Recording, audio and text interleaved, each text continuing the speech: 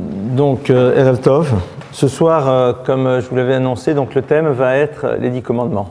Vous n'avez pas reçu le SMS, mais ça a été quand même sur la newsletter. Pourquoi ce thème? Bien sûr, vous en doutez, nous arrivons donc à la fête de Shavuot.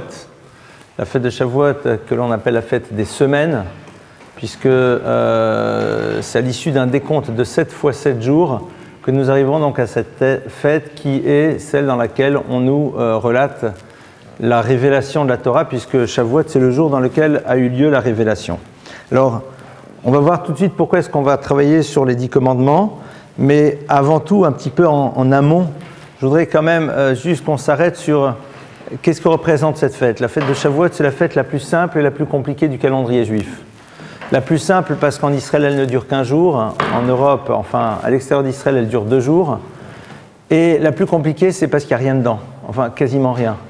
Il y a la fête de Shavuot, en dehors des traditions culinaires de gâteaux au fromage et autres ambiances, qui ne sont que des traditions, il n'y a rien. Synagogue, bon, c'est un office. Avec, c'est vrai, on cite le fait que c'est un jour de Shavuot, on va lire la Torah comme on le lirait un jour du Shabbat, et il n'y a rien. Alors il y a une tradition, il y a une coutume qui est de faire toute une veillée d'études, mais ce n'est pas du tout obligatoire. Par contre, lorsque vous vous retrouvez à la fête de Pessah, de Pâques, alors là, il y a ce qu'il faut. D'abord, ça dure 8 jours, la matzah, le chametz, le seder, enfin les 4 coupes, il y a du matériel, quoi, il y a de quoi faire. De la même manière, l'autre fête de pèlerinage, qui est la fête de Sukkot, eh bien, il y a aussi beaucoup de choses. On va dans ces fameuses cabanes dans lesquelles on va manger pendant 7 jours. Il y a donc le loulav, les 4 espèces qu'on agite. Il y a quelque chose. Et là, Shavuot, fête de la révélation de la Torah, il n'y a rien. En tout cas, il y a de la coutume, mais la Torah ne nous demande rien. Plus que cela, cette fête, elle n'a pas de nom. Parce que Pessah, c'est Pessah, la bouche parle, ou alors Pessah, Dieu a sauté au-dessus. C'est-à-dire ça. Ça nous rappelle le fait que, juste avant le moment de la sortie d'Égypte, alors Dieu saute au-dessus de la maison des Juifs, bien sûr c'est une métaphore, et les épargne alors qu'il va sanctionner les Égyptiens. Sukkot désigne ces cabanes dans lesquelles on va se retrouver pendant 7 jours. Mais Shavuot, ça veut dire quoi? Semaine. Super, semaine. Très très content. Shavuot, c'est une semaine. Shavuot, c'est des semaines. La fête n'a même pas de date. Si vous regardez, à aucun moment la Torah ne vous donne la date de la fête. La fête de Pessah, tout le monde sait, c'est le 15 Nissan. La fête de Sukkot, tout le monde sait, c'est le 15 Tishri. La fête de Rosh Hashanah, tout le monde sait, c'est le 1er Tishri. La fête de Kippour, c'est le 10. Il y a des dates. C'est pas qu'on n'a pas de date, c'est pas qu'on n'a pas de calendrier, il y a des dates. Et là, rien. Il y a marqué que 49 jours après le début donc de Pessah, alors c'est la fête de Shavuot. Et Shavuot donc symboliserait ces 7 fois 7 semaines qui permettent d'aboutir à cette fête de la révélation. Alors, une idée bien sûr, parmi tant d'autres, c'est que justement cette fête ne doit pas avoir de dimension trop palpable, parce que c'est la fête dans laquelle on nous parle de la révélation de la Torah. Et donc il faut aller chercher un petit peu ce que ça veut dire. Shavuot, ce sont les semaines que l'on a comptées depuis le début de Pessah, parce que recevoir la Torah, c'est un aboutissement, c'est une démarche. Ce n'est pas une date dans un calendrier. C'est un mouvement qui s'est opéré chez l'individu et qui va au bout de celui-ci lui permettre de recevoir cette Torah. Donc on a déjà ici un premier axe de réflexion. Shavuot va être une fête dans laquelle le travail d'intériorisation est beaucoup plus important que les autres fêtes. Dans les autres, on a tout ce rituel, alors que Shavuot, on va être obligé de chercher ce qui se passe. On va être obligé de penser qu'est-ce que ça veut dire au fond une révélation. Qu'est-ce que ça veut dire une Torah? Qu'est-ce que ça représente? On n'a pas de choses palpables pour pouvoir l'appréhender. On va être donc obligé de rentrer dans l'essence même des choses. Ça, c'est déjà donc un premier point. Maintenant, dans la lecture que l'on va faire le matin de Shavuot à la synagogue, eh bien, on nous relate ce fameux épisode donc de la révélation du don de la Torah. Il y a un texte de Maïmonide qui dit la chose suivante. Le Rambam dit Moshe Rabbeinu lo mipnei hotot eminubo. Il faut savoir que le peuple d'Israël n'a pas cru et n'a pas eu confiance et n'a pas eu foi en Moïse à cause ou grâce au miracle qu'il aurait pu faire. Parce que dit Maïmonide, celui qui croit parce qu'il a vu des miracles a à l'intérieur de lui déjà une possibilité de révolte. Curieux. Maïmonide nous dit que tout le lien que le peuple juif crée avec Moïse et la foi qu'il va donner à ses paroles n'est pas lié au fait qu'on a vu Moïse faire des miracles. Pourtant, il en a fait. Pourquoi? Parce qu'on nous dit à partir du moment où la foi se construit sur des miracles, dès le moment où l'impact de ceux-ci disparaît, dès le moment où il y a une distance qui se met en place entre ce que ce miracle a créé chez nous et notre quotidien, eh bien, les choses reviennent comme auparavant et on le voit extrêmement souvent. Lorsqu'on est confronté à une situation particulière, surprenante, puissante, forte, émotionnellement, à ce moment-là, il y a quelque chose qui se crée à l'intérieur de nous. Et au fur et à mesure que l'on s'éloigne de ce moment-là, eh bien, les choses se transforment. Le Rambam nous dit, le peuple d'Israël a cru à Moshe Rabbeinu non pas grâce à ses miracles, mais à travers le moment de la révélation tel qu'on va le décrire dans la Torah. Pourquoi? Et le Rambam de continuer de nous dire, car il faut bien comprendre que la révélation du Sinaï est ceci de particulier, c'est que c'est tout un peuple qui la reçoit au même moment. Il ne s'agit pas d'une personne qui vient et qui dit « Dieu m'a parlé et maintenant je vais vous donner le message divin », mais il s'agit d'un peuple entier qui au même moment reçoit cette révélation. Et le Rambam, pour étayer ses propos, nous donne un exemple au fond qui est extrêmement simple. Le Rambam nous dit « Comment peux-tu imaginer qu'un seul personnage et réussi à faire gober à la totalité d'un peuple, non seulement que Dieu lui a parlé, ça c'est relativement simple, mais surtout tout ce que ça crée comme exigence et comme obligation. Je vous donne un exemple très simple. Je vous dis, vous savez, avant d'entrer dans cette salle, Dieu m'a parlé. Vous dites, oui, il est sympa le mail, il a fumé à la moquette, mais bon, faut exagérer quoi. Dieu m'a parlé. À la limite, comme vous êtes sympa, vous n'allez pas rire tout de suite. Vous allez dire, d'accord, il vous a parlé, il vous a dit quoi? Alors on va imaginer deux scénarios possibles. Le premier scénario, ce serait Dieu m'a dit que tous ceux qui viendront écouter les cours auront sûrement dans leur vie des événements joyeux qui se passeront. Ça ne mange pas de pain. Qu'une fois par semaine, il faut prendre un verre de vin, dire quelques phrases, le boire et faire un bon repas en famille en chantant. Bon, c'est pas mal. Et 2-3 ambiances du même genre, à la limite, ça ne vous dérange pas trop. Pourquoi? Ce n'est pas trop engageant.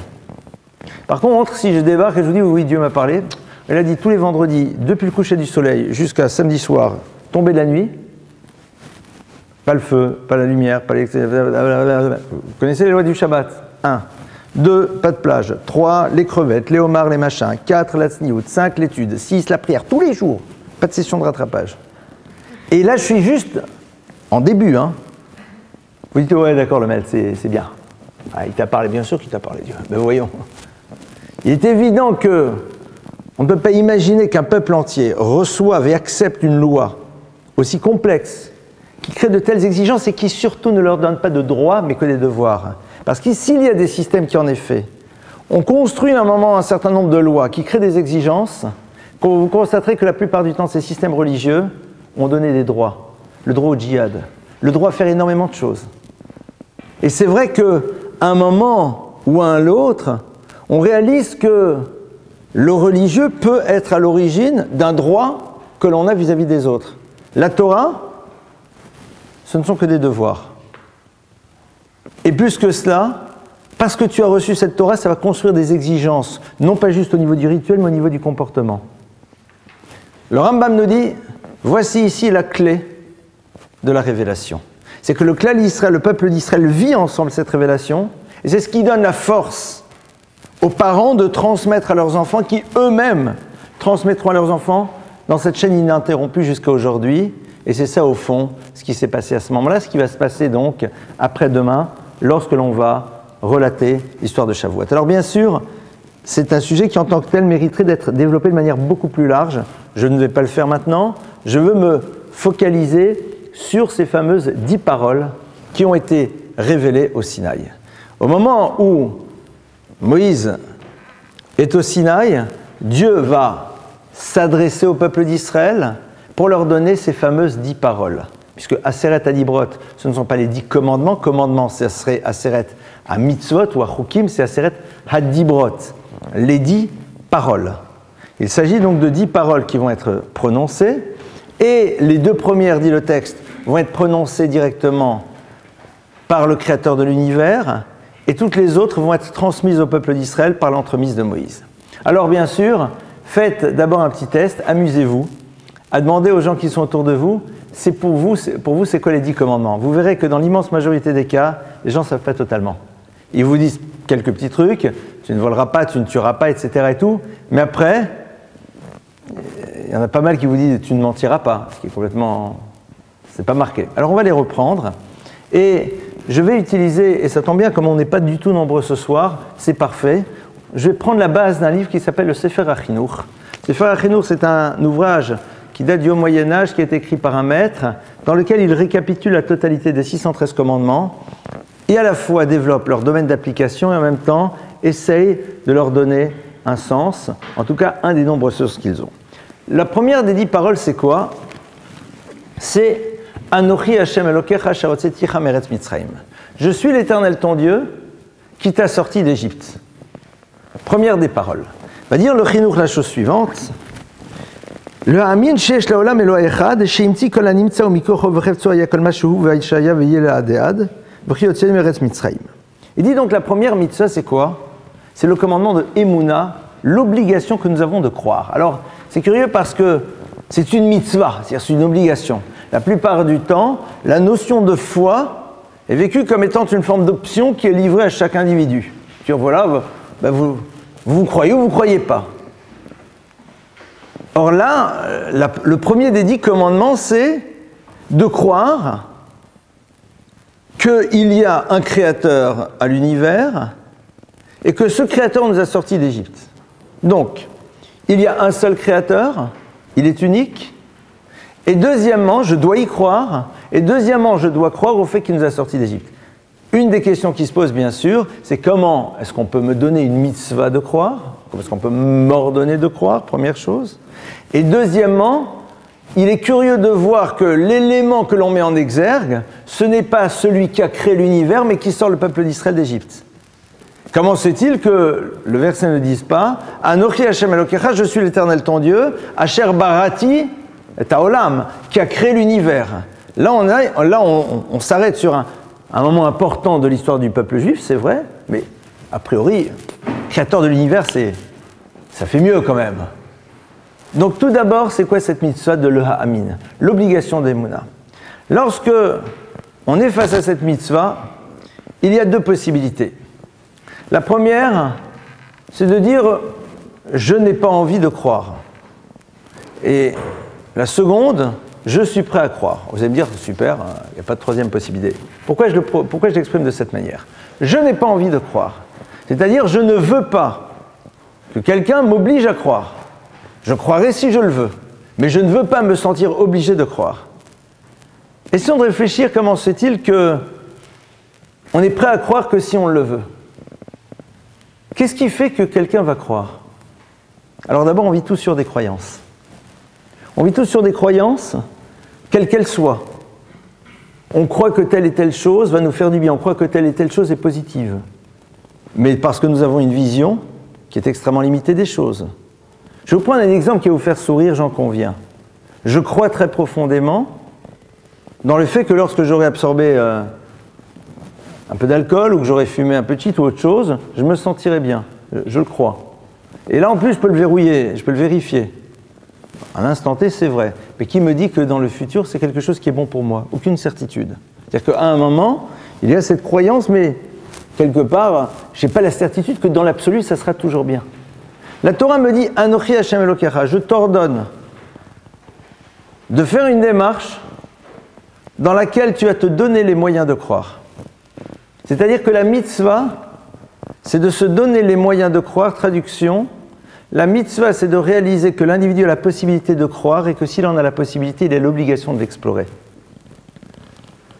Maintenant, bien sûr, on peut être dans le refus. Mais de toute façon, on sera dans des croyances. On sera de toute façon dans des univers de croyances. Je crois qu'il n'y a rien dans la vie. Super. Je crois qu'après la mort, il n'y a strictement rien. C'est une croyance. Donc, comme je crois, je suis dans une forme de pari, intéressant, je crois qu'il n'y a rien, et donc je prends le risque de vivre ma vie comme je le veux, parce qu'après, je suis sûr que je n'aurai pas de compte à rendre. Voilà. Super. Et si c'est faux? Surtout que là, il n'y aura pas de... Enfin, d'après la Kabbale, oui, mais il n'y aura pas de session de septembre, quoi. Personne ne dit, non, moi je crois qu'il n'y a rien. Je crois que tout est hasard. Donc Donc, je crée ma vie fonction de ça. Super. Donc tu es dans une vraie croyance. Seulement cette croyance-là, en vérité, elle t'intéresse parce que ça te permet de vivre l'instant présent tel que tu le désires. Et ne pas te poser la question de la dimension impliquante de tes actes. Parce que ça créerait un principe de responsabilité et d'exigence. C'est vrai, tu as cette liberté. Et on va voir que derrière, au fond, la problématique de la foi se pose, au fond, la dimension de l'implication de ce que ça veut dire. Parce que ce qui nous pose problème, au fond, dans la Emouna, dans la foi, dans le clan d'Israël, c'est que croire en Dieu, c'est une dimension impliquante. Ce n'est pas juste « je crois qu'il y a un créateur parce que ça me rassure au niveau de mes angoisses existentielles ». Anochi Hashem Elokecha, et tout de suite après, Asher Hotzeticha, qui t'est sorti d'Égypte. C'est-à-dire qui a construit un projet pour l'humanité dans lequel le peuple juif a un rôle particulier à remplir, et ce rôle commence au moment de la sortie d'Égypte. C'est-à-dire qu'on ne peut pas déconnecter la foi de la dimension impliquante de ce que ça va représenter, pour l'humanité et de manière plus particulière pour l'être juif. C'est pour ça que la Torah nous dit « Anochi Hashem Elokecha », si on nous dit qu'il a créé l'univers, bon super, il a créé l'univers. Non, on nous dit « Asher Hotzeticha » qui est sorti d'Égypte. C'est-à-dire que le but de la création, il se situe là. Dans le fait qu'à un moment dans l'histoire, il va y avoir un peuple qui sort d'Égypte, qui reçoit la Torah et qui révèle celle-ci à l'humanité à travers sa propre démarche. Ça, c'est au fond la première mitzvah. Être prêt à avoir une démarche de foi qui va avoir une dimension impliquante. Et vous constaterez que la particularité de la foi juive, c'est que celle-ci est impliquante et ne peut être qu'impliquante. À quel moment le peuple d'Israël s'en rend compte? Juste à ce moment-là. Quand Dieu va leur proposer la Torah, qu'ils vont dire « Naaseh venishma », nous ferons et nous entendrons. Vous savez, cette phrase qui a priori est très bizarre, qui est vécue pour beaucoup de personnes comme étant extrêmement figée, petite, enfin, on va faire et puis après on comprendra, quoi. Alors que nous, on comprend d'abord et puis après éventuellement on fera. Or, le problème c'est que le Talmud dit que quand le peuple juif dit cette phrase-là, Dieu dit, mais qui a révélé à mes enfants, Razé, ce secret incroyable que seuls les anges connaissent? Chez Neymar, comme il est marqué, ils accomplissent la volonté divine pour être à l'écoute de sa parole. Le peuple juif a dit la même chose, nous ferons et nous entendrons. Secret incroyable, énorme, colossal. Ça va, faut exagérer, quoi. En vérité, le clan d'Israël a parfaitement compris l'enjeu. Il a dit « Naaseh venishma », c'est seulement par le fait que je serai capable de faire que je pourrai valider cette chose à laquelle je crois. Traduit dans un autre langage, l'acte permet d'authentifier sa connaissance. Ce qui me permet de dire que je crois à quelque chose, c'est quand je suis capable de le traduire dans une réalité concrète. Sinon, ce ne sont que des paroles. Sinon, ce ne sont que des mots. La Torah dit « Tu crois en Dieu ?» Tu penses qu'en effet l'humanité a un projet, que toi en tant que juif tu as un projet particulier? Prouve-le. Comment? À travers la démarche concrète que tu vas mettre en place dans ton existence. Je valide ma foi à travers le fait que je la mets maintenant en pratique de manière extrêmement concrète, telle que Dieu me l'a demandé. Donc vous voyez que déjà, dans cette première mitzvah-là, mitzvah le ha'amin, c'est une obligation de croire parce que de toute façon tu seras dans une foi quelconque dans l'existence. Donc tu es obligé maintenant d'entreprendre une démarche dans laquelle tu vas te poser la question de « je crois en quoi ?» Et là, la Torah te dit « je te demande de te donner les moyens de réaliser qu'il y a un créateur de l'univers. » Et que celui-ci a construit cet univers à travers une idée de projet dans lequel tu as un rôle particulier à jouer. Et donc à partir de cela, ça va avoir une dimension impliquante au niveau de ta vie. On ne peut pas à un moment, pour la Torah en tout cas, dire « je refuse de penser, je refuse d'être dans une démarche quelconque, je me laisse vivre ». Au moment où Dieu s'adresse au peuple d'Israël, il dit « voilà, maintenant, je peux me mettre aux abonnés absents, tout le monde a cette liberté. Mais on ne peut pas être dans une politique de l'autruche, parce que ce n'est pas parce que l'on ne croit pas en Dieu que l'on fait disparaître Dieu. Ce n'est pas parce que l'on a décidé que l'on ne voulait pas y penser que pour autant, il n'est pas présent. Le déni d'une réalité n'enlève en rien cette réalité. Il nous donne l'illusion que celle-ci n'est pas, parce qu'on l'occulte de notre esprit à travers toutes sortes de systèmes. C'est ça qui se joue dans la première des Aseret Adibrot. Seconde chose, tout de suite après cela, eh bien, Shelonamin beloa bilti Hashem levado. De ne pas croire en d'autres divinités si ce n'est en Dieu lui-même. Alors, là, il y a un problème. Ne pas croire en d'autres divinités. Alors, pourquoi tu dis divinité? Problème. Tu n'auras pas d'autres divinités, mais c'est-à-dire qu'il y en a d'autres, mais pas pour toi. Mieux que ça, regardez. Tous les samedis matins, on sort le Sefer Torah. Dans les communautés ashkénazes, on chante un chant à ce moment-là, et les communautés séfarades le connaissent aussi, c'est En kamocha ba Elohim Hashem. Il n'y a pas, comme toi, parmi les divinités, Dieu. C'est-à-dire, en deux mots, au panthéon des dieux, t'es le meilleur. C'est ce qu'on dit. On ouvre le Héral et on dit ça. Moi, ce qui m'étonne toujours, c'est que les gens ne s'arrêtent pas là-dessus, sur cette phrase qui est complètement folle. En kamocha ba Elohim. Il n'y a pas comme toi, parmi tous les dieux. Alors, à quoi on joue? Tu n'auras pas d'autre divinité. Le terme de Elohim, en vérité, qui est un pluriel, c'est très intéressant. Elohim, au fond, c'est la notion des énergies qui sont présentes dans le monde, que l'individu peut percevoir comme étant autonome et à partir de cela en faire un Dieu. Il y a en effet dans l'univers un certain nombre de forces et d'énergies que l'on peut imaginer être autonomes, mais qui ne le sont pas, mais qu'on peut imaginer comme telles, et qui nous donne donc ce fameux panthéon des dieux. Et la Torah nous dit, justement, Loye lora Elohim acherim. Tu ne rentreras pas dans ce système dans lequel tu regarderas la totalité des énergies de l'univers comme étant chacune une divinité en tant que telle. Pourquoi? Parce que ces différentes énergies-là prennent leur source dans une origine première qui est justement le Créateur du monde.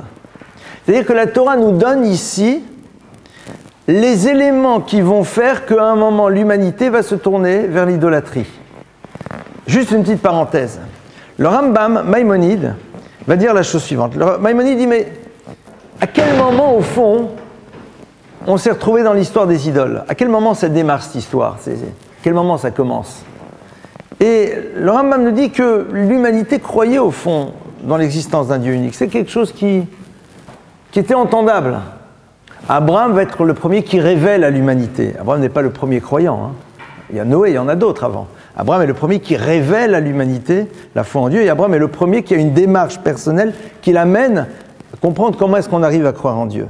Mais à ce moment-là, dit Maïmonide, l'humanité, devant l'incapacité d'appréhender ce que voulait dire le divin, se tourne vers ses créations pour pouvoir à travers elles le révérer. C'est-à-dire, ils instrumentalisent les différents éléments de la nature comme étant autant de lieux qui leur permettent de voir qu'il y a quelque chose au-dessus. Alors, on se tourne vers l'arbre, mais l'arbre, au fond, c'est la création de Dieu. Mais on se tourne vers lui, parce que Dieu lui-même, c'est trop énorme.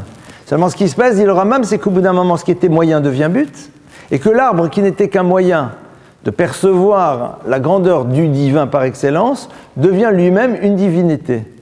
Que le tonnerre, que l'éclair, toutes ces choses-là deviennent eux-mêmes des divinités, alors que ce n'étaient que des forces qui nous révélaient le créateur de l'univers. Et donc, l'oye lecha Elokim acherim al panai, la Torah nous dit attention, lorsque tu vas commencer à transformer des moyens en but, tu te retrouveras à l'intérieur de l'idolâtrie. Et au passage, c'est très intéressant parce que cette problématique n'est pas juste liée à l'époque dans laquelle on a eu des idoles telles qu'on peut le concevoir, mais même à notre époque. Parce que dans notre époque, transformer des moyens en but, on sait ce que c'est. Ça, c'est donc la seconde mitzvah.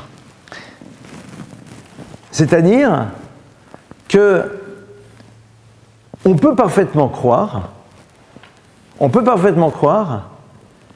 qu'il y a en effet Hachem Elokecha, le créateur de l'univers, mais néanmoins la Torah nous met en garde contre la tentation de vouloir à un moment imaginer qu'il y a des forces qui ont une certaine forme d'autonomie dans le monde. Pourquoi?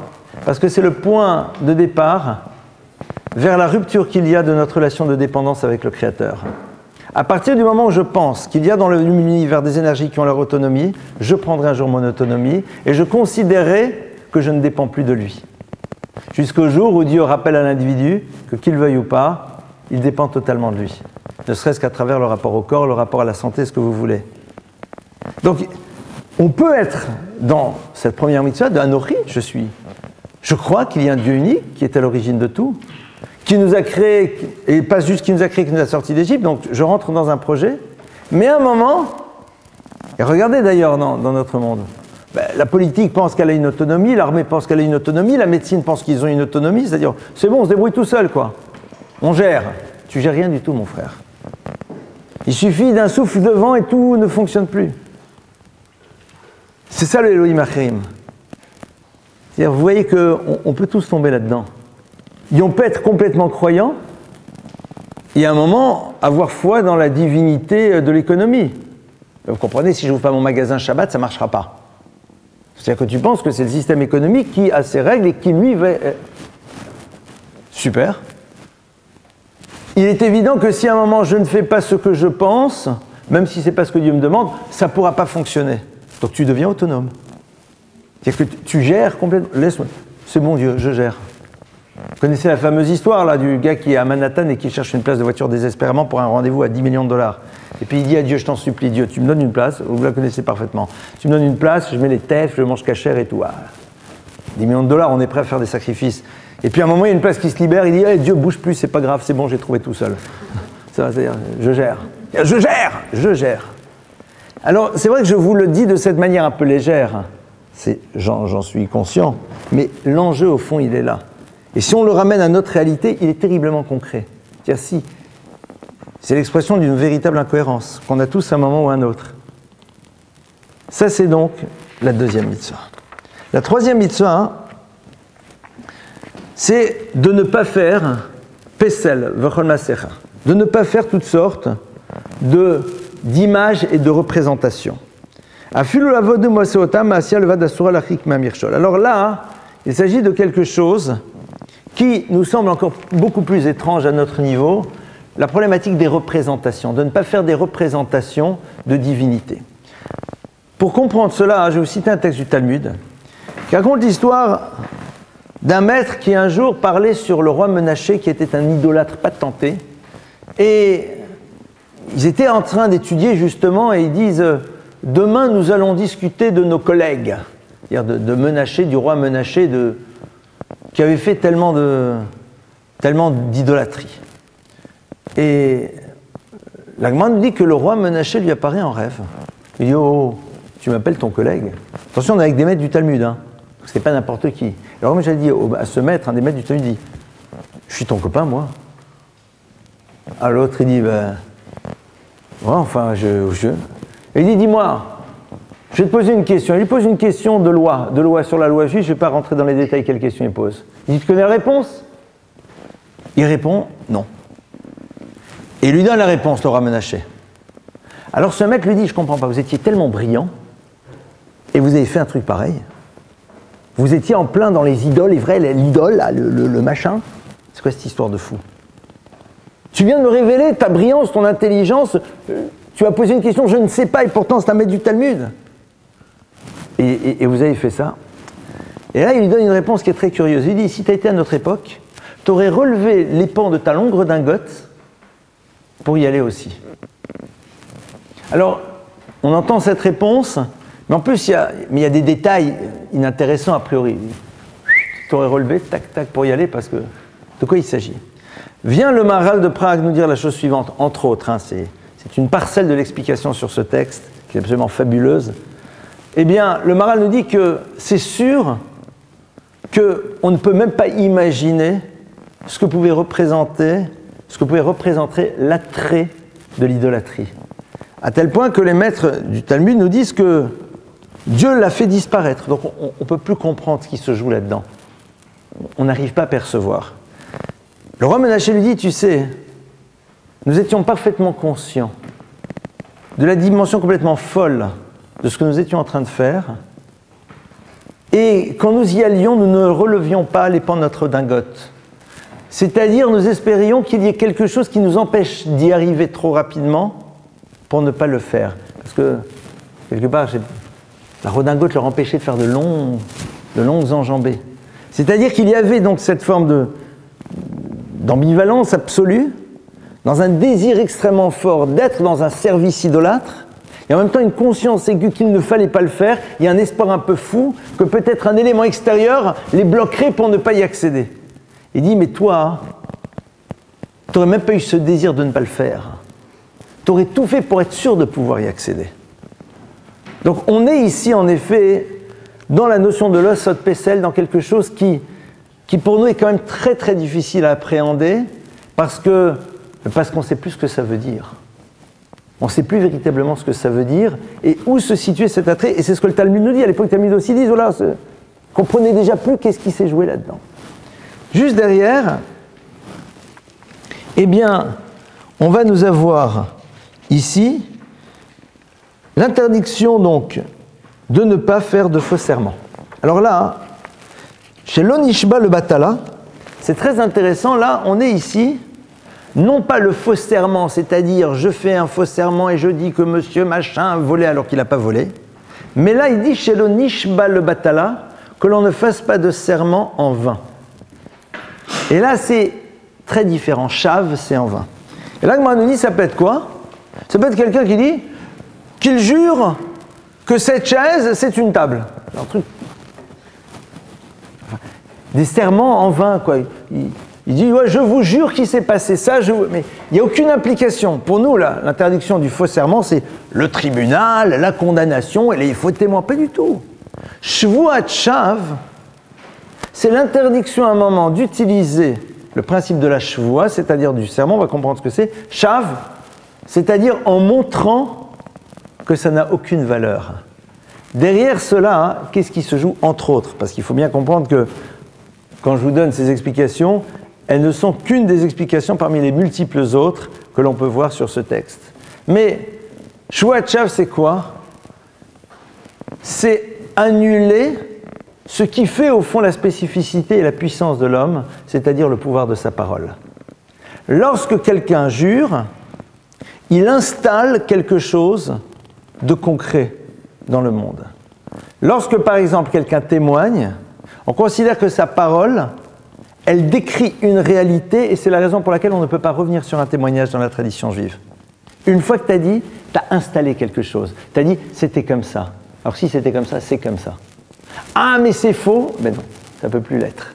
Shvuat Shav, c'est dévaloriser au fond le principe même de la parole. Pourquoi? Parce que c'est une parole à laquelle tu donnes une intensité à travers le principe du serment, mais sur des choses qui sont totalement vaines, qui ne représentent rien, qui n'ont pas de valeur.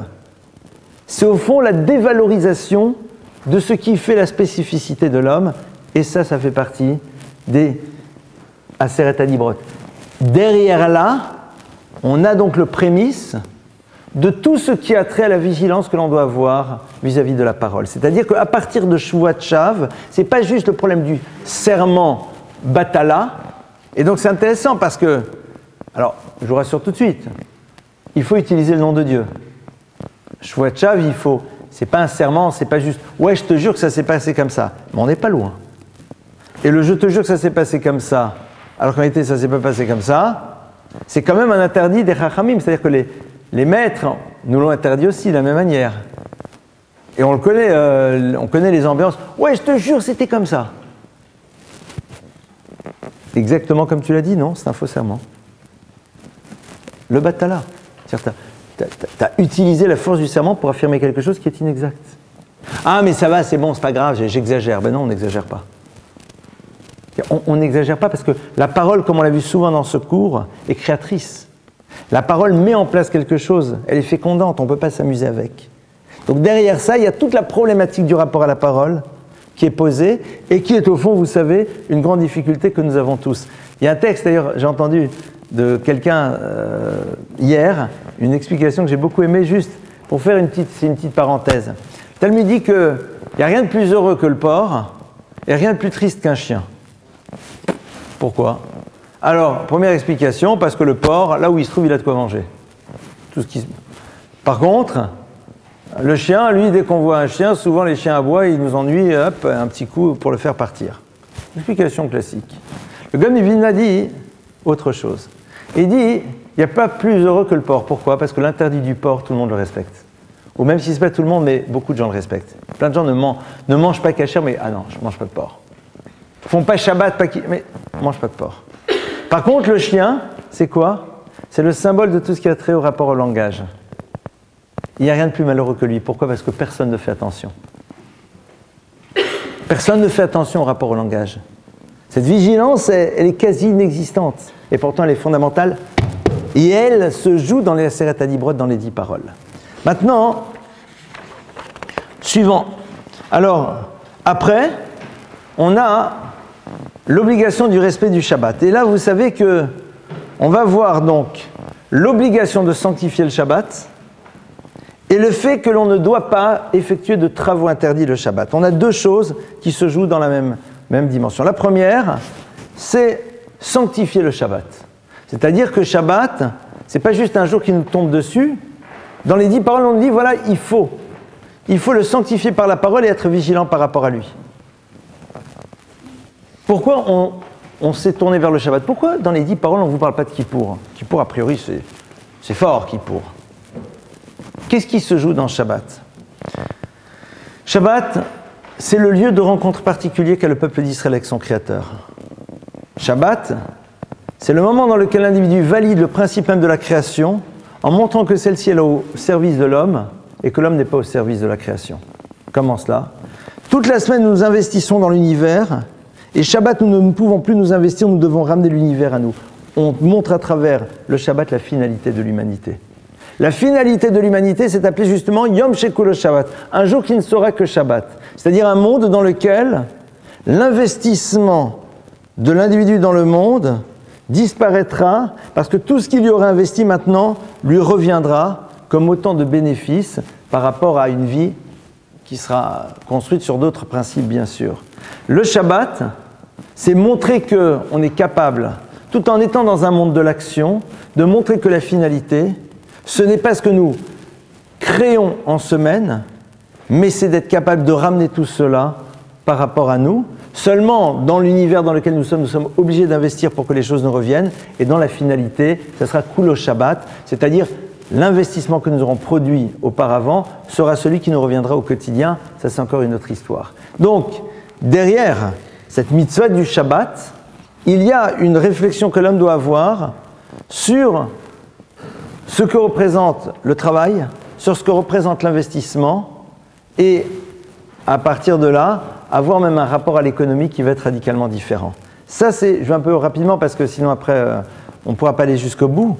Derrière, nous avons la mitzvah de Kibud Avem, l'obligation qu'il y a de respecter son père et sa mère. Alors, c'est curieux parce qu'a priori, pourquoi on l'a mis ici? Ah, ça va, c'est bon. Mitzvah Kibud Avem, à la limite, c'est évident, quoi. Même si on ne l'avait pas dit, c'est presque naturel. Alors là, la Torah me dit, attention, attention, honore ton père et ta mère. Derrière cette mitzvah-là, il y a plein de choses, juste une idée. Derrière cette mitzvah-là, il y a quel concept? Introduire le principe de reconnaissance à l'intérieur de ton existence. Derrière la notion de respecter ses parents, se situe surtout l'idée, sois capable d'être reconnaissant vis-à-vis de ceux qui t'ont donné la vie et qui t'ont permis d'être là aujourd'hui. C'est pour cela, vous vous rappelez qu'on a vu dans un cours que la Torah ne nous oblige pas à aimer nos parents, mais juste les respecter. Vous vous rappelez? Pourquoi? Parce que le respect, c'est la reconnaissance que l'on a vis-à-vis d'eux par rapport à ce qu'ils nous ont donné de manière concrète. Alors que l'amour, c'est un sentiment qu'on a par rapport aux moyens qu'ils nous ont donnés de nous réaliser. Ce qui n'est pas la même chose. Et comme ça, on n'en est jamais sûr. C'est pour ça que la Torah ne peut pas m'obliger à. Par contre, ce qui est sûr, c'est qu'ils m'ont donné la vie. Ce qui est sûr, c'est qu'ils m'ont donné à manger. Ce qui est sûr, dans l'immense majorité des cas, qu'ils m'ont vêti. Donc vis-à-vis de ça, je me dois d'avoir une reconnaissance. Et la Torah me dit, Kabed, dans la mitzvah de Kibud Avem, du respect des parents, on introduit un concept fondamental que le juif doit faire vivre au quotidien, c'est l'idée de la reconnaissance par rapport aux dimensions objectives qu'on a pu lui donner, et ce, quels que soient les autres éléments qui ont parsemé la relation. La Torah dit, voilà, tout parent du monde a eu la première fonction qui est celle de te donner la vie. Ne serait-ce que pour ça, tu dois lui donner du poids. Tout parent du monde, à quelques rares exceptions près malheureusement qui existent, on nourrit l'enfant. Donc tu dois avoir de la reconnaissance. Tout parent du monde, à quelques exceptions près, ont vêtu leurs enfants, etc. Donc tu te dois d'avoir de la reconnaissance. Et à partir de cela, il y a donc ce principe d'avoir de la reconnaissance par rapport à celui qui est à l'origine qui se met en place. Et si on pousse jusqu'au bout, c'est la reconnaissance vis-à-vis du Créateur. C'est-à-dire que derrière la mitzvah de Kibud Av Va'em se joue le principe de reconnaissance vis-à-vis du Créateur de l'univers. Maintenant, après, on va nous dire la chose suivante. Lo tirtzach. Tu ne tueras pas. Alors, a priori, tu ne tueras pas. Et là, regardez ce que le Chenour dit. Shelo lahog naki. De ne pas tuer quelqu'un qui ne doit pas l'être. En deux mots, la condamnation à mort existe dans la Torah. Pour la Torah, il n'y a aucun problème. On peut condamner quelqu'un à mort. Condamner quelqu'un à mort, c'est très compliqué. C'est quasiment impossible. Pour de multiples raisons qui sont liées au principe même de la loi. On dit qu'un tribunal qui condamne une fois quelqu'un tous les 70 ans à la mort, il est un tribunal sanguinaire. Vous voyez que c'est pas facile. Mais c'est-à-dire qu'à un moment, on nous dit Lo tirtzach. Et le Zohar va nous dire, tu sais, on peut lire autrement. Lo tirtzach. Lo, virgule non. Tirtzach, c'est un impératif. Tu. C'est-à-dire que derrière cet interdit se cache aussi une obligation. Il y a des fois dans lesquelles on doit être capable de tuer. Il y a des fois dans lesquelles on doit être capable, en effet, de condamner à mort. De la même manière, lo tinaf. Tu n'auras pas le droit d'avoir donc des relations interdites. Mais ni ouf, c'est avoir une relation.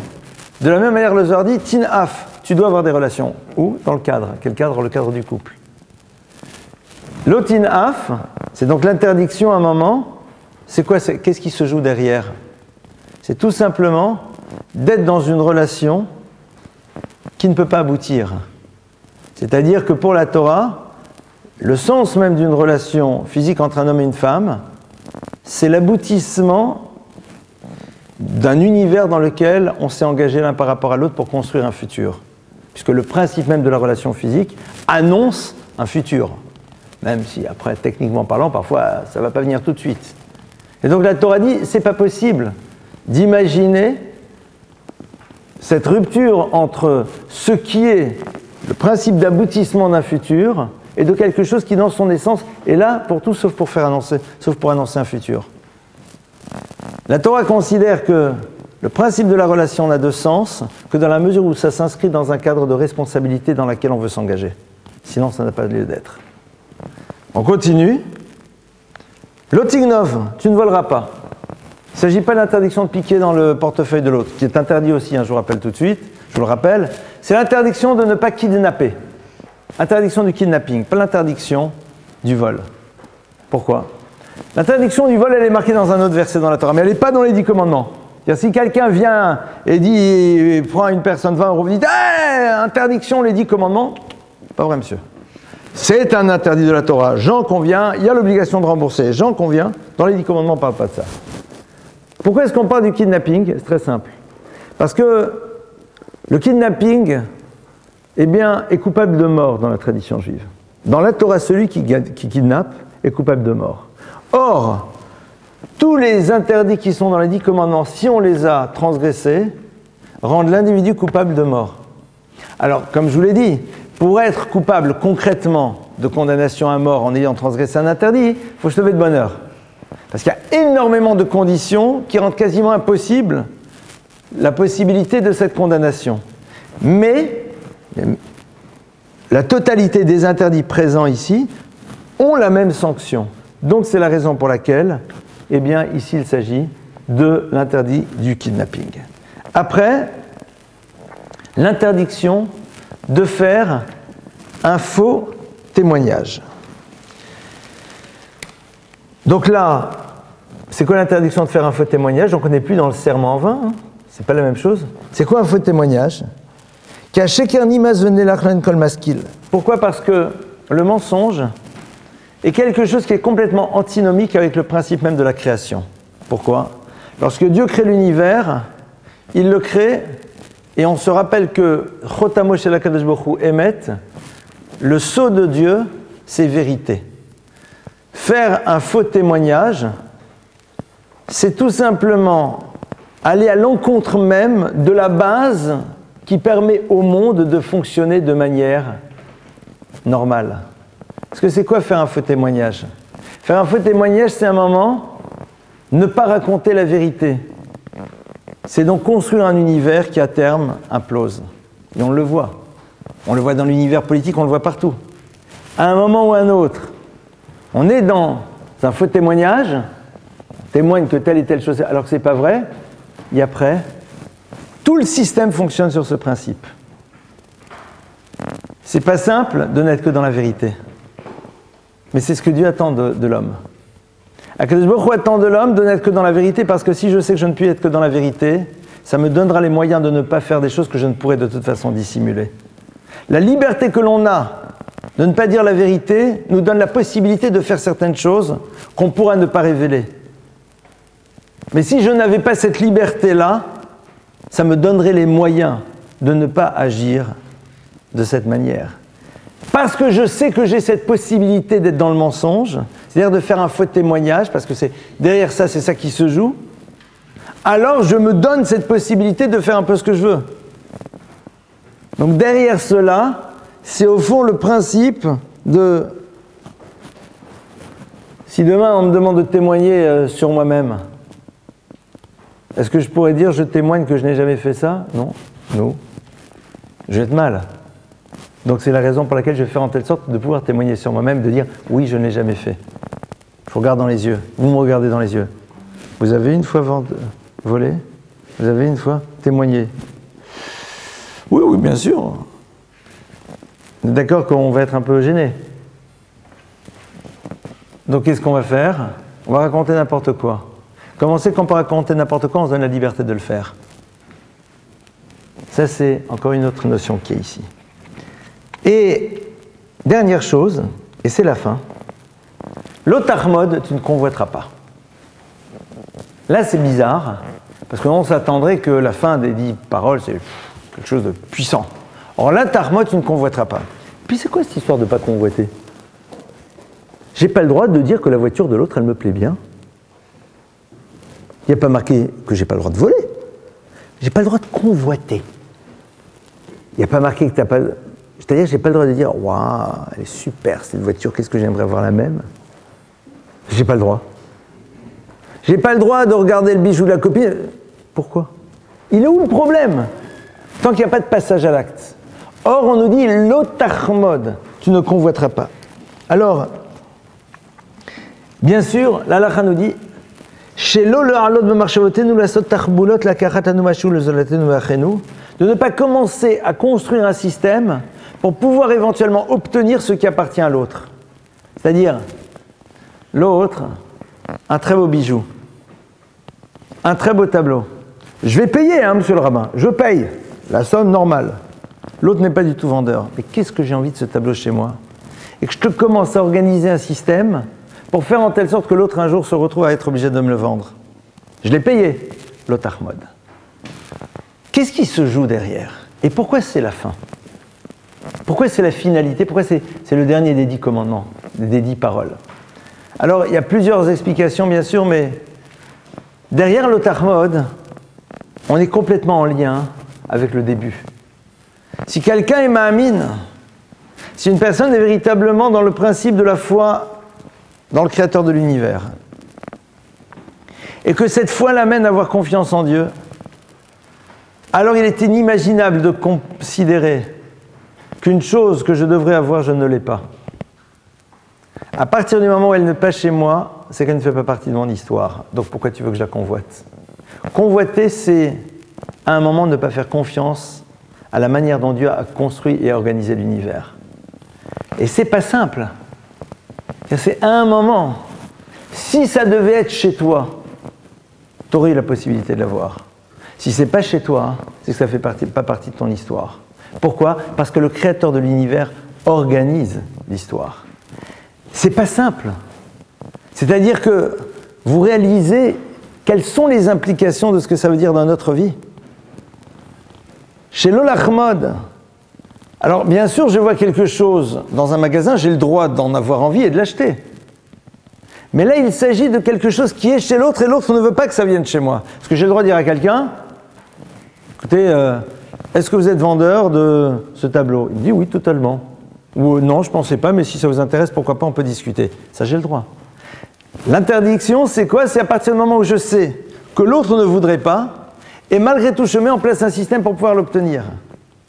Je construis un système, comme je vous l'ai dit, pour pouvoir l'obtenir. Là, la Torah, elle dit, c'est pas possible.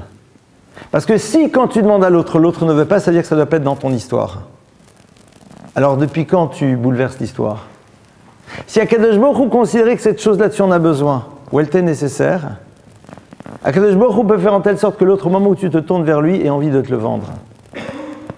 À partir du moment où il se tourne vers toi, il n'a pas envie, c'est-à-dire que l'histoire, elle ne peut pas être à toi. Donc, qu'est-ce que tu te bats pour? Qu'est-ce que tu es en train d'inventer une stratégie pour?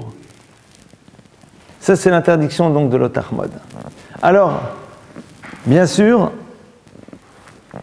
comme je vous l'ai dit, le Zohar nous dit qu'on peut mettre à côté de l'eau une virgule. L'eau, tignov, vole. Quoi? Il faut voler? Oui. Qu'est-ce qu'on doit être capable de voler dans la vie? Voler du temps, disent nos maîtres. Tignov. Il y a des choses, tu dois savoir les voler. Savoir voler du temps. Savoir attraper le temps là où tu peux pour pouvoir l'utiliser au mieux. L'eau, virgule, tachmod, convoite. Convoite quoi? Le savoir de l'autre. Ça, tu peux convoiter. Convoite l'équilibre de l'autre. Parce que ça, tu es obligé de bosser pour l'avoir. Tu n'as pas le choix. Soit en effet, Chomed, tu as le droit d'être jaloux, tu as le droit de regarder l'autre et de dire mais il est, quelle puissance, qu'est-ce qu'il est génial. Tachmod, oui, ça tu peux. Pourquoi? Parce que de toute façon, la seule manière d'y accéder, c'est à travers une démarche personnelle. C'est pas à travers une stratégie pour pouvoir récupérer ce qu'il y a chez lui, et puis en plus, le savoir que tu vas apprendre et que tu vas essayer de prendre de lui, eh bien, reste quand même chez lui. Parce que le savoir, c'est la seule chose que l'on partage, mais qui reste quand même chez celui qui l'a partagé, qui ne disparaît pas de celui qui l'a donné. L'équilibre, c'est la seule chose que l'on peut prendre chez l'autre et qui reste quand même chez l'autre. Ça, Tachmod, là, ça tu peux.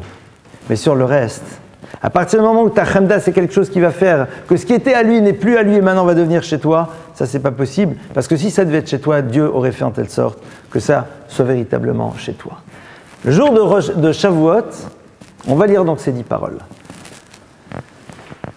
Il y a une habitude, c'est de nouveau une habitude. C'est une habitude, ce n'est qu'une habitude. Sympathique, comme le gâteau au fromage, mais c'est une habitude. D'amener les enfants à la synagogue et écouter les 10 paroles. Si on ne l'a pas fait, tout va bien. Je vous rassure tout de suite, zen et tout, détente. C'est-à-dire, prenez pas la voiture pour y aller, quoi. Et si les enfants n'ont pas envie d'y aller, ne faites pas de traumatisme. Hein. C'est pas... Les choses ne se jouent pas là. Mais néanmoins, dans cette habitude, qu'est-ce qui se passe? Pourquoi on voudrait les amener? Pourquoi parfois ils viennent aussi? Pour écouter quoi? Ça. Juste pour écouter, il a écouté et il sort. C'est-à-dire pour nous dire à nous, parents, tu dois faire l'effort de l'amener vers quelque chose. Tu dois l'amener vers ça. Comment je peux l'amener vers si moi je suis à l'extérieur? On me dit, toi en tant que parent, tu as une responsabilité de l'amener vers quelque chose. Et donc, pour ceux qui ne sont pas encore parents ici, il y en a quelques-uns, je pense, il faut savoir qu'à un moment, avoir un enfant, c'est l'amener vers l'écoute de ces 10 paroles. Et comme vous l'avez vu, ce n'est pas juste le respect d'un certain nombre de mitzvot, mais c'est des fondamentaux d'existence.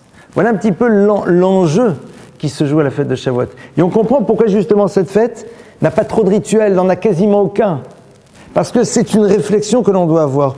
Où j'en suis moi-même par rapport à ce que ces 10 paroles sont en train de m'enseigner. Comment je me situe, comment je me positionne par rapport à cela. Est-ce que c'est juste un folklore ou est-ce que c'est quelque chose qui est porteur de sens et que je suis prêt à imprimer et à mettre en place de manière concrète dans mon existence? L'enjeu de Shavuot, il est là. Voilà donc quelques éléments de réflexion par rapport à cette fête et par rapport à cette lecture. Si vous le voulez bien, on passe à vos questions. Oui. Oui.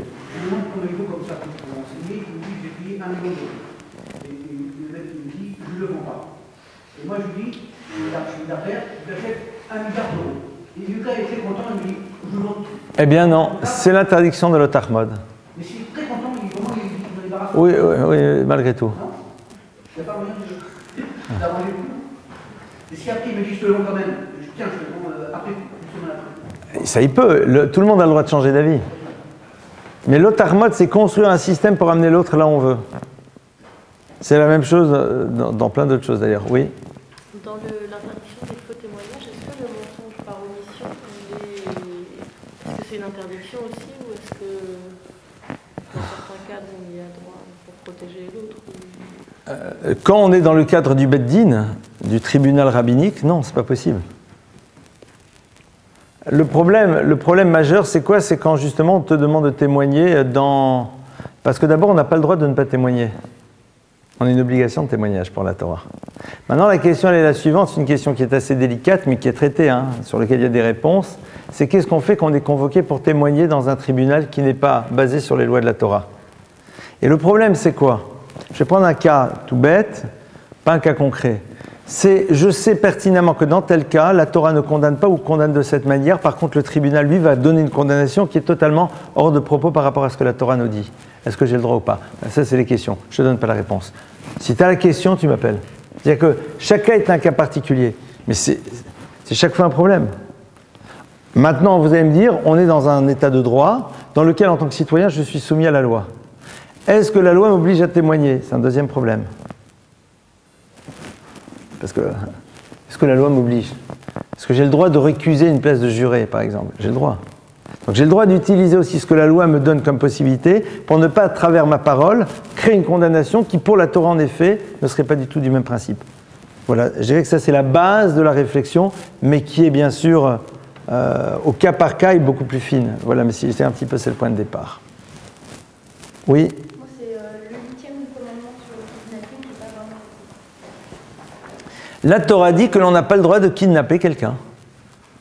C'est-à-dire, alors je ne l'ai pas développé, c'est vrai, parce que j'étais un peu présomptueux en voulant parler des 10 paroles juste en 1 heure, c'est un peu ridicule de ma part. Mais l'interdiction du kidnapping, c'est quoi? C'est un moment penser que la vie de l'autre t'appartient. Parce que la vie de l'autre, c'est quoi? C'est pas juste sa vie physique, c'est aussi tout ce qu'il produit. Celui qui kidnappe aliène l'autre dans sa liberté, donc c'est-à-dire dans sa possibilité de réaliser, de produire. Si tu prends les choses et tu les ouvres de manière beaucoup plus large, même si ça ne rentrera pas dans le cas de l'interdit stricto sensu, c'est au fond derrière ça toute la problématique de celui qui empêche l'autre à un moment de pouvoir être libre de réaliser. Parce que quand tu kidnappes quelqu'un, il est là dans un cadre, il est verrouillé. Il peut manger, il peut boire, il peut regarder la télé, ce que tu veux, mais concrètement, il n'est plus dans une possibilité de réalisation. Et c'est ça qui se joue derrière. C'est-à-dire qu'en 2 mots, tu l'as tué. Parce que tuer quelqu'un, c'est l'empêcher de réaliser son projet. Or, à partir du moment où je le limite quelque part, je ne lui permets plus d'être dans une réalisation. Alors, bien sûr, ça ne rentre pas dans l'interdit des 10 paroles, mais derrière cet interdit, c'est ça, au fond, qui se joue aussi. Voilà. Autre question? Oui? Juste pour rebondir, le kidnapping, donc oui. Oui. C'est un kidnapping moral qui est interdit. Ça s'appelle comment dans le droit? Parce que dans l'actualité, le chantage, l'organisation, c'est une forme de kidnapping. Quel terme est désigné par? Alors, il y a plusieurs. Alors, l'interdit le plus classique, pour ça, c'est ce qu'on appelle onat de varim. Onat de varim, c'est-à-dire c'est toutes les paroles. Je vais être dans une définition beaucoup plus globale. C'est le principe des stratégies relationnelles. Et là, c'est compliqué. C'est l'univers des stratégies relationnelles, c'est-à-dire l'univers dans lequel on utilise une stratégie pour pouvoir rentrer dans une relation et obtenir quelque chose, quelle qu'elle soit. Et donc, par extension, c'est aussi tous les chantages affectifs, c'est aussi toutes les tortures morales et tout ce qui va derrière. Parce que chaque fois, c'est une prise de pouvoir.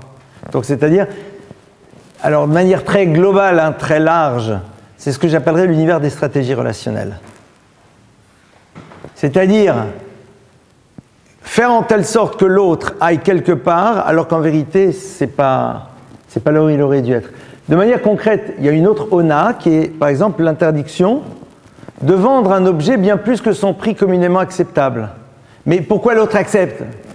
Parce que l'autre t'a créé un système dans lequel il a l'illusion que c'est le vrai prix qu'il paye. Vous comprenez, c'est la même idée. Si maintenant tout le monde est d'accord que une paire de chaussettes qui vaut au fond 10 cents, tout le monde est d'accord que si est brodé dessus un nom d'un couturier célèbre, on est prêt à payer 40 €, que les gens, ça leur fait plaisir, faites-vous plaisir. Mais quand c'est communément accepté, il n'y a pas de problème. Quand on sait, voilà, c'est le prix qu'on paye. Mais si c'est pas ça, pourquoi? Parce que, alors comment ça se fait que le gars il a accepté? Il est fou. Non, c'est que tu t'es débrouillé pour qu'il puisse en vérité penser que c'est ça le vrai prix. Donc c'est un univers de stratégie. Et par extension, c'est tous les stratégies relationnelles dans lesquelles on obtient quelque chose à travers le biais de tous les systèmes, qui peuvent être du type de ceux que tu as évoqués aussi. Oui? Si on subit un faux témoignage, est-ce que dans la Torah on est tenu de faire rétablir la vérité, ou alors si les enjeux ne sont pas sont trop importants, on peut laisser... Alors, il y a un principe qui est le suivant. Quand on dit quelque chose, qu'on fait un faux témoignage sur quelqu'un, la personne a au moins l'obligation de dire c'est faux. C'est faux. Après, tu n'as pas l'obligation de te battre et d'amener 12 000 preuves, etc. On a dit que tu avais piqué dans la caisse, c'est inexact. Point. C'est-à-dire, être moché, c'est-à-dire dire non, c'est inexact. Après, personne ne t'oblige à te battre parce que la plupart du temps, en plus, on sait que ça ne servira pas à grand-chose. Mais dire c'est inexact, ça, on a l'obligation. Si tu l'entends pas, tu ne peux pas le dire. Mais si quelqu'un te dit, voilà, on m'a dit que, tu dois dire c'est faux. On doit être moché, dire c'est faux. Là-dessus, il n'y a pas d'équivoque. Autre question? Un peu de questions encore? Oui? Juste pour savoir pourquoi on dit que le chien, ça représente l'impact de la parole. Pourquoi? Parce qu'il a la bouche ouverte en permanence, et là où il se trouve, il aboie. C'est pas très sympathique pour les gens qui ont l'habitude de dire de la médisance, mais on les compare aux chiens. Ça a la gueule ouverte sans arrêt. Sans arrêt. Et dès que c'est quelque part, tout de suite, waouh, ça... Sans arrêt. Voilà. Donc je pense que D'accord. Oui. Oui, mais ça c'est encore un autre problème. Je vais pas faire un pile-poule maintenant de la Gemara. Il m'a posé une question plus technique d'Halakhique. Il faudrait que je vous fasse tout un cours de Talmud, donc je ne vais pas rentrer là-dedans.